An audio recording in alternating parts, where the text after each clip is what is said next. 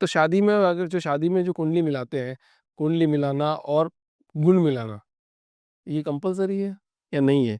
देखिए जी, शादी में कंपैटिबिलिटी या कुंडली मिलाना इज़ अ बेटर वे, क्योंकि मैंने पीछे भी एक बार ये बात कही है और मैं उस बात को इसलिए रिपीट करना चाहता हूँ कि भई ताकि जो लोग आपके चैनल के माध्यम से ये बात देखें, सुनें, उनको भी लाभ हो।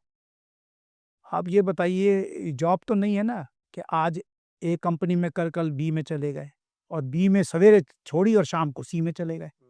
मैरिज है। मैरिज जो आप किसी से कर रहे हो, वो अगले 50 साल का, 40 साल का, 30 साल का कॉन्ट्रैक्ट है और you want to be happy. हाँ। तो क्या हर्ज है एक सेकंड ओपिनियन लेने में?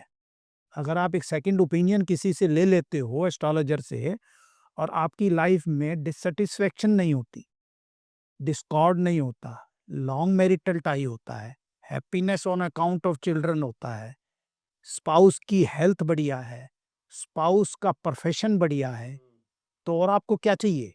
और आप अगर स्पाउस की हेल्थ अच्छी नहीं है, आपकी बीवी सारा दिन सिर पे पट्टी बांध के बैठी रहे, तो ऐसी मैरिज को क्या करेंगे आप?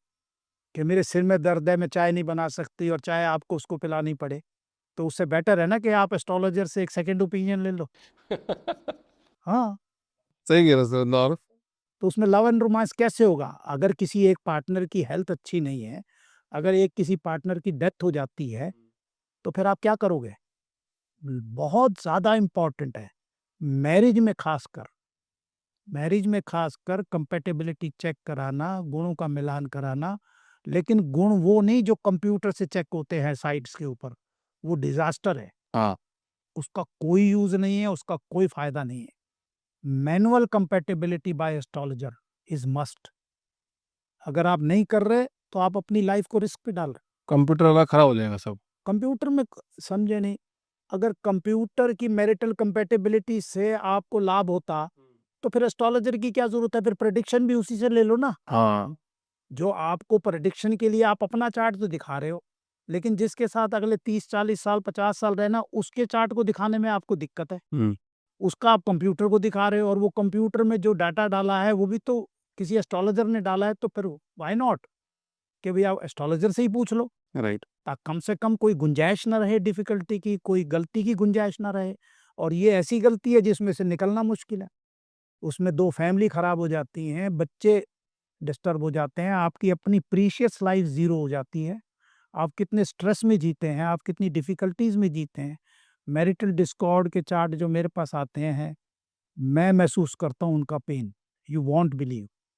लोग इतने स्ट्रेस में होते हैं, छोड़ते हैं या नहीं छोड़ते हैं, या रहना है या नहीं रहना, मतलब हर तरफ अंधेरा है। इतना अंधेरा होता है कि वो ज़िंदगी में कुछ कर नहीं पाते, और अगर वो छोड़ते हैं तो कोर्ट है, कचहरी है, डिससैटिस्फैक्शन है, फिर उसके बाद सेकंड मैरिज है, तो क्या गारंटी है? वो भी गारंटी नहीं है। क्या गारंटी है? तो दिस इज़ द डिफरेंस। आप देखिए, आप एस्ट्रोलॉजी कितनी मदद करती है लाइफ में।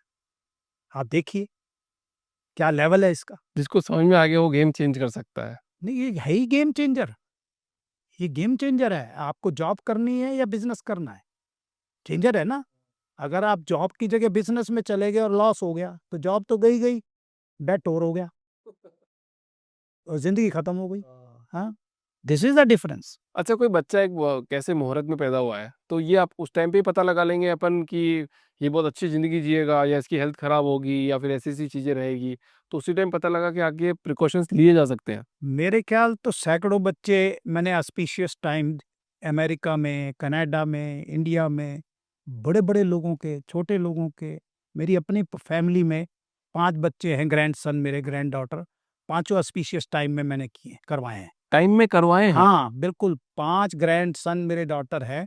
इसके अलावा मेरे ब्रदर्स के, मेरे और रिलेशंस में, मेरे क्लाइंट्स के सैकड़ों बच्चे ऑस्पिशियस मैं टाइम में हुए हैं। मैं ये देख रहा हूँ कि आजकल वो जो वो बताते हैं कि भैया कि हमने सिज़ेरियन करवा के डेट ऑन टाइम यस, उस टाइम यस, पे करवाया बच्चा, सिज़ेरियन में उस टाइम पे तो कराया। उसकी किस्मत बदल सकती है उस टाइम पे। मैं कहता हूँ उसकी ज़िंदगी पहले दिन से लिखी जाती है। वो बहुत सिंपल है। पहली बात कि कम से कम मेलेफिक प्लैनेट लो, ठीक है? कम से कम मेलेफिक प्लैनेट लो, ज़्यादा से ज़्यादा बेनेफिक लो, और मेलेफिक प्लैनेट जो हैं उसके असेंडेंट की डिग्री से दूर हों, किसी प्लैनेट के ऊपर प्रभाव ना हो, और जो अच्छे प्लैनेट हैं वो छठे 8वें 12वें में ना हो, जो खराब प्लैनेट हैं वो मतलब छठे का 8वें में ना हो, 8वें का 12वें में ना हो, 12वें का 8वें में ना हो। ये अगर सारे कॉम्बिनेशन देख के आपने अगर ऑस्पिशियस टाइम में बच्चा किया तो आपकी नहीं, आप मतलब बच्चे की नहीं, आपकी जिंदगी बदल जाएगी। अब पूछिए कैसे? कैसे? बच्चे की किस्मत में होगा तो आपके पास होगा। अगर आपके बच्चे की किस्मत में है तो आपके पास होगा, क्योंकि इंडियन मैथोलॉजी के हिसाब से, इंडियन सिस्टम के हिसाब से जो माँ बाप के पास है वो किसको जाता है? ये अमेरिकन तो है नहीं ना कि वो जो खुद सारा हजम कर जाते हैं।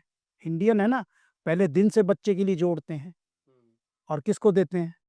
बच्चे को देते हैं। तो बच्चे की अगर किस्मत में है तो माँ बाप, आप तो फ्री में एंजॉय करोगे बच्चे की किस्मत की वजह से।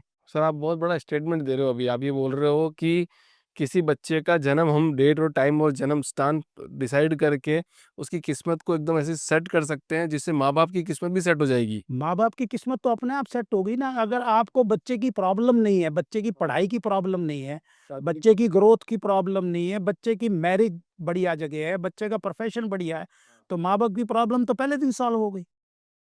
Very simple. और मैं एक पॉइंट और जोड़ना चाहूंगा आपको, सुनिए सुनिए, आपको हैरानी होगी।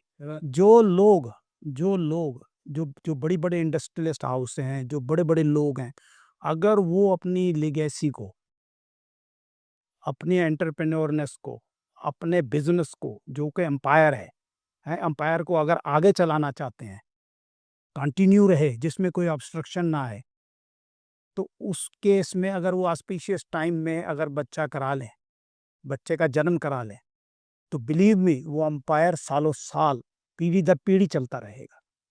ये जो कहते हैं ना कि 7 पीढ़ी से ज्यादा नहीं चलता कोई अंपायर, आपने पढ़ा है ना इस बारे में? ये उसके ऊपर भी चेक रख सकता है। समझे नहीं? हमें हर आपके आकर बच्चे हुए ऑस्पिशियस टाइम में, आपके बच्चों के बच्चे हो ऑस्पिशियस टाइम में, तो गाड़ी कहाँ रुकेगी? गाड़ी हमेशा चलती रहेगी। और ऐसे हाउसेज हैं, ऐसे भी अंपायर हैं जिसमें किसी बच्चे का जन्म हुआ और उसके बाद बिल्कुल रिवर्स हो गया सब कुछ। ऐसा भी होता है। और ऐसा भी होता है कि किसी बच्चे का जन्म होता है तो जिंदगी में सब कुछ खुशहाल होता है। तो क्यों ना ऑस्पिशियस टाइम में बच्चा कराया जाए? मतलब आपने तो पूरा दिमाग के धागे ही खोल दिया सर। नहीं नहीं, धागे तो खुलेंगे। आपने तो बहुत अलग ही स्टेटमेंट दिया आज। मैंने पहली बार समझ, नहीं, मतलब इसमें मेरे को कोई लगता था कि स्टेटमेंट नहीं है, ये तो मैं ये तो पिछले 20 साल से कर रहा हूँ। प्रकृति के खिलाफ है, ये तो नहीं, चीजें हैं। प्रकृति के खिलाफ मैं पिछले 20 साल से ये काम कर रहा हूँ। हाँ जी, मैं आपको बताता हूँ। गुड़गांव में डीएलएफ फेज 2 में एक गुड़िया हुई थी आज से 20 साल पहले। वो मैंने जिस लगन में की थी मुझे आज भी याद है। वो लड़की इंडिया में पढ़ी, इंडिया में बड़ी हुई और अमेरिकन सॉन्ग गाती है। बोलो, अमेरिकन सॉन्ग गाती है और उसका डेस्टिनेशन अमेरिका में जाके सिंगर बनने का है, अमेरिकन सॉन्ग का। बताओ। तो ऐसे इस चीज़ के साथ मेरे पास एक और चार्ट है, वो मेरे रिश्तेदारी में है, जान पहचान वाले लोग हैं, वो क्रिकेट में आगे बहुत बढ़िया जा रहा है। तो ये है, सारी चीज़ें हैं। अगर खराब प्लेनेट का इम्पैक्ट नहीं है और बढ़िया प्लेनेट का इम्पैक्ट है तो लाइफ डिफरेंट है।